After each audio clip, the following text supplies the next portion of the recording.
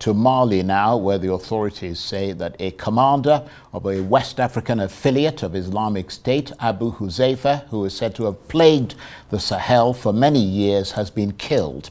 The news was announced on Mali's main TV news. Abu Huzaifa, who had a $5 million US bounty on his head, was killed during a large-scale operation involving several countries. Over the last decade, attacks by groups linked to Al-Qaeda and Islamic State have killed thousands of people in the region.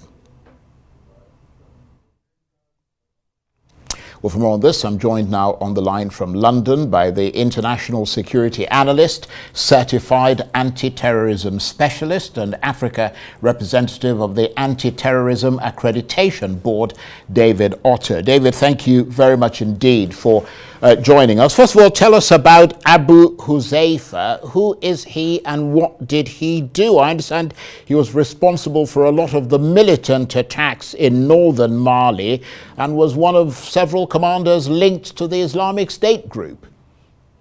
Yes, you're very correct, Charles. You know, they dubbed him the commander of the Sahel province, principally linked to the Islamic State of the Sahel. He's a Moroccan by origin, and you know, he's been responsible for operations within the tri borders of Mali, Burkina Faso, and Niger.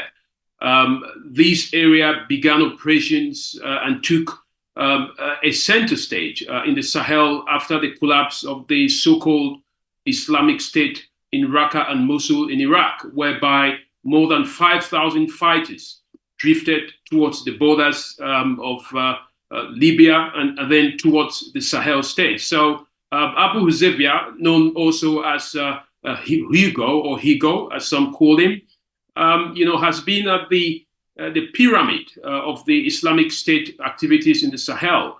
The Americans, you know, had actually put a bounty on his head for about $5 million US because, of course, they accused him of being one of the leaders that was responsible for the Tongo massacre of 4 US military personnel. So, you know, it's quite a significant figure. But again, you know, he wasn't Osama bin Laden. He wasn't the likes of Ayman al-Zawahiri. So, you know, he will not be missed. But it all depends on the dynamics, Charles, that the organization takes after his demise. And the Malian authorities, of course, David, bragging a bit about killing Abu Huzaifa, saying the Americans and the French had tried to kill him and couldn't, and they managed to kill him. But in fact, it was a joint operation involving Mali, Burkina Faso, and Niger, wasn't it? Tell us what you know about the operation to bring him down. Well, first of all, you have to look at context, Charles. You know, the Malians established the what they call the Alliance of Sahel States in September of 2023. But that is just a structure, which, of course, they pledged that the Defense Pact, you know, was meant to extend towards a counterinsurgency joint operation. But 10 days behind, that's the 21st of April, the Chief of Staff of the Malian transitional government leader, Assimi Goïta, his chief of staff, you know, known as Omar Traore, was ambushed and killed by, you know, an Al-Qaeda and ISIS group along the borders with Mauritania. That is one of the largest and most significant casualties that the transitional government has faced.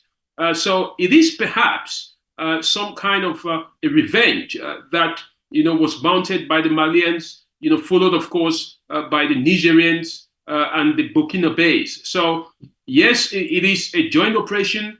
The Malians are claiming it alongside their friends from the Sahel. And, of course, you know, the good news is that, you know, they are showing the world that despite them being skeptical about what would happen to counterinsurgency operations when the French were kicked out, the Americans kicked out in Niger, now being threatened to be kicked out of Chad, you know, being kicked out of Burkina Faso, it will leave a huge gap in terms of counterinsurgency operations. But the Malians are putting this up, Charles, as, you know, some kind of, you know, the killing of Osama bin Laden, you know, type in the Sahel. But what we know so far is that there is a high possibility that just like Osama bin Laden, he will be replaced. This is the jihadist modus operandi, and we don't know if the next guy, is going to be worse than him. And briefly, David, we know that the reason the military seized power in those three countries was because the elected governments had failed to make any progress stopping these militant attacks. In your assessment, can these three countries, Mali, Burkina Faso and Niger, that are now pretty close to Russia instead of the West, make a difference stopping these militant attacks?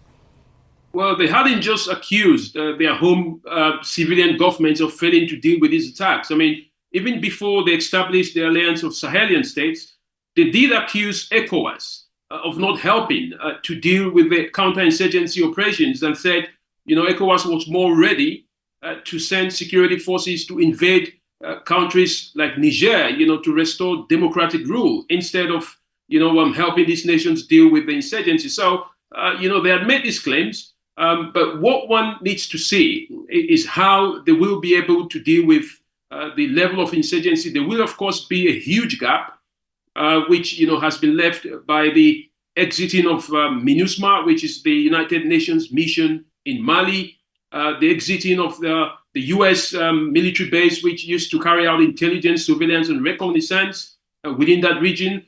But all these three countries have accused the likes of the UN, the U.S., French, of not doing enough. In fact, some of them have accused them of compliance or complacency in terms of how they have dealt, with these jihadist operations within the region. So basically, they're saying we're taking over now, and perhaps this is going to be one of those events which the Malians, the Burkinabés, and the Nigerians would show that at least, this is an African solution or a Sahelian solution for a Sahelian problem. But it's just one leader. It's just one leadership decapitation. Right. What we don't know is, how much difference it will make in terms of the operations of jihadist groups within that region. David, thank you very much indeed, as always. Appreciate your incisive analysis there. David Otto is an international security analyst, a certified anti-terrorism specialist, an Africa representative of the Anti-Terrorism Accreditation Board. He was talking to me there from London.